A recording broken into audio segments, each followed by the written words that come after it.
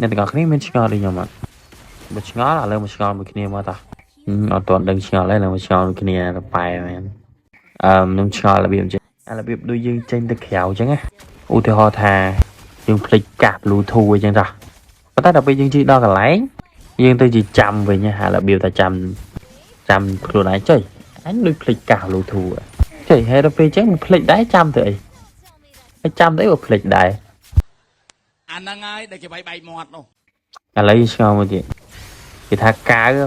6.2វាស្អិតតែអ្នកទាំងអស់គ្នាមានឆ្ងល់ខ្ញុំអត់កៅវាស្អិត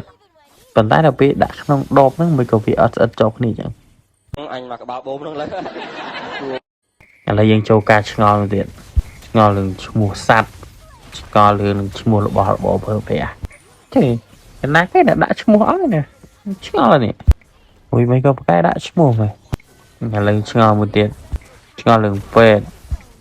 ឆ្នាំពេទ្យឆ្នាំអីហ្នឹងបែបគេដឹងថាមនុស្សលោកយើងត្រូវតែឈឺរបៀបអញ្ចឹងវាល្មិចដល់ដូចយើងផ្ដាសាយក្តៅខ្លួនដូចយើងឈឺករួយកឈឺក្បាលឈឺពងកឈឺកាពះឈឺអីហ្នឹងពេទ្យគេមានថ្នាំនឹងស្រាប់ៗមកបែបគេដឹងតែហើយវាយើងដាក់សញ្ញាសួរលើក្បាលឲ្យឆ្ងល់ទៀតចាំមកគេឲ្យរៀនឲ្យច្រើនមែនឥឡូវនេះឆ្ងល់មួយទៀតនេះធ្ងន់ជាងនឹងទៀតអាចឆ្ងល់ធ្ងន់នេះហ្នឹងមកយើងមិនមានថ្ងៃអាទិត្យទេបាទអ្នកធ្វើការអ្នករៀនអីវាមានសៅរ៍អាទិត្យអាហ្នឹងទម្លាប់ខ្លួនឯងឬក៏អ្នកទាំងអស់គ្នាអញ្ចឹងដែរហើយរបៀបថាដូចយប់ហ្នឹងថ្ងៃសៅរ៍ហ្នឹងស្អែកថ្ងៃអាទិត្យព្រលឹមឡើង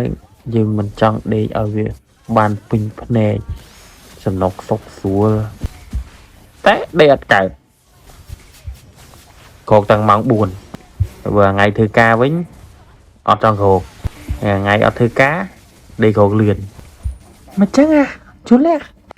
ជីវិតនេះអត់ចង់ដេកពេញភ្នែកក៏ពិបាកដែរអើយរកប្រាក់ទៅហា